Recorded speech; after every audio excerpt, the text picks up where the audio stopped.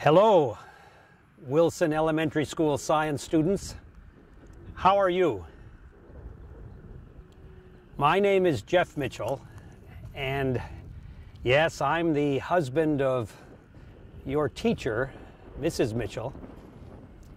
And I'm going to talk to you this afternoon about some of the work that I do with the University of California at Davis. I guess you would call me a scientist. What I try to do is work with farmers and all kinds of people actually, and ask questions and develop information that will help answer those questions. Let me give you an example of some of the work that I'm doing. Right here in this field, and by the way, I'm about 40 miles away from Selma right now in a small town in the San Joaquin Valley called Five Points. And I work a lot with farmers, and one of the things that farmers would like to do is be able to produce crops very efficiently with big production, lots of yield, but to do it in ways that are not too expensive also. So can they grow crops in a better way? Well, one of the ideas that might help farmers to do that relates to how farmers could improve their soils. And one of the ideas is if you add plant material, if you add organic matter, carbon to the soil, it can really help the soil to function better and to improve the crop growth that they want to have.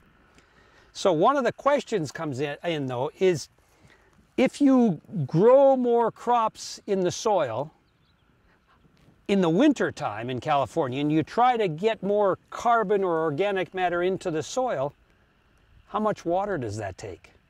Now, a lot of you have probably heard on the radio and the television that water is very, very precious, and farmers need to have water in order to produce crops. So that if they use extra water to produce a crop that's going to improve the soil, how much water is that going to take? And do they have the amount to do that? So what we're doing in this field is we're asking the question, first of all, how much water do these crops take in the wintertime? So what we do is we compare it to bare ground. This plot right here, we don't have any crop growing here. Whereas over next door, we have other crops that are growing. So we ask the question, how much more water is taken out of the soil if you have a crop growing in wintertime than if you just have bare ground? Okay, that's the question I'm working on right now. Let me show you some of the instruments we use to help us to answer that question. Here you can see one of the instruments we use. This is actually an electronic machine that records how much water is in the soil. You see those black wires that are hooked up to it? Well, those black wires go into the soil and they're buried at different depths, and they can monitor or measure how much water is in the soil and how much water evaporates from the soil. That's one kind of instrument we use. Now, another kind is shown right here. You see those white plastic tubes there? All those plastic tubes are also put into the soil at different depths, and they also are connected to what's called a data logger. You see that blue box over there? Well, that data logger has a computer in it. And what it does is it keeps track of how much water is in the soil in each one of those tubes. Okay, here's still another kind of machine we use to measure how much water is in the soil. This machine is actually one that we put in a tube into the ground. Like, you see that plastic tube there? And then there's a yellow cable that goes down into that tube, and we can measure at different depths how much water is in the soil using this machine. So the way it works is we press start, it goes start, and it counts and it's sending out a signal to try to detect how much water is in the soil. And after a certain period, it'll give a number. Once it gives the number, then I've got to do a job of recording that number in my data notebook. Okay, so what I've got here is the experiment, the date, and all the different data for each of the sites that I'm measuring. So an important thing when you begin your science fair projects is, first of all, think about what question you're going to ask. All right, what's interesting to you? What would you like to know more about? Next, think about how you could get information that would help you to answer that question. What can you do? What could you test to give you an answer to the question? Third, think about what you might have to observe or measure or monitor that would give you information or data to help answer that question. And then it begins just the work of doing the experiment. You've got to go out, collect the data, collect the information, keep very careful records, summarize the data that you collect, think about it, ask yourself, what does it mean? What is this saying to you? How does this help you answer the question? And then you have a chance to present your work to other people. That's kind of what my work is all about.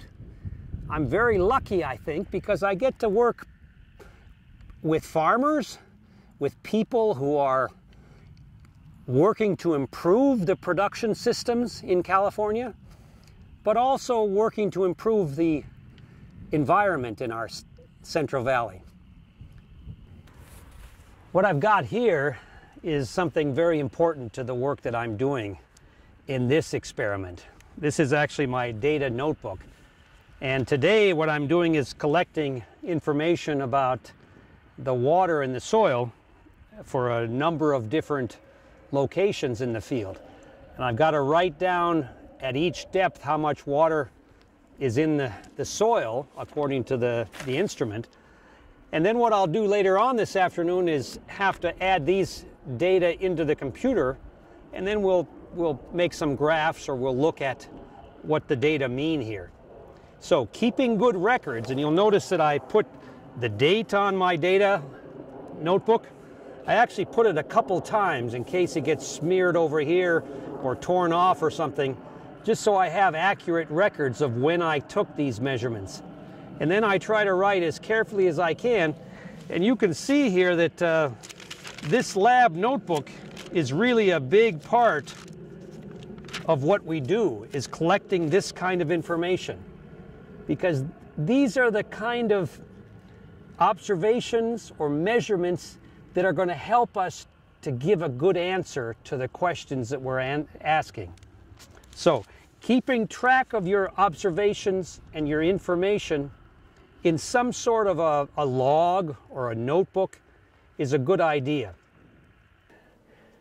Well, I'm back here now. I came back to my office, and what I'm going to do now is take the data that I collected earlier this afternoon and work with the computer to try to organize those numbers and those data a little bit. So part of the job after we collect and make some observations to help us answer the question that we're after, we have to put the information together and then interpret it, make some interpretations about what that information means there. So that's my next job here. And once again, it's important to keep very good records of what you're doing. When you're making observations, when you're collecting, making measurements or monitoring something, in order to get good data, you have to keep good records there. So that's the importance of keeping a lab notebook that organizes your information. Now, I hope some of these ideas have been helpful for you as you prepare your science fair projects this year. It's going to be a lot of fun. You're going to have an exciting opportunity to learn a lot and enjoy the whole process. That's one of the great things I think about being a scientist is you really get to ask a lot of very interesting questions and then use your mind and use your abilities to figure out how you can best go about answering those questions. So the method that scientists work by is by asking questions, coming up with things that they can test, that they can look at, evaluate, and try to figure out whether something is true or not, whether it works or not. And then the information gathering process is critical. It's very important in that whole process there. Now, I'll leave you with one last thought. I think you as young people who are beginning your interest and your eagerness about science, know that probably in the future there are going to be many, many opportunities for you to contribute as scientists yourself. So keep in mind that lots of people like me, we're going to be retiring and we'll be finishing our careers as scientists, but there should be lots of opportunities for you in your future. So pay attention to what you're doing in school. Do your schoolwork well. Get as much experience and have fun at as you can with science, and then just give it your best. Good luck with your science fair projects this year. I wish you all the best.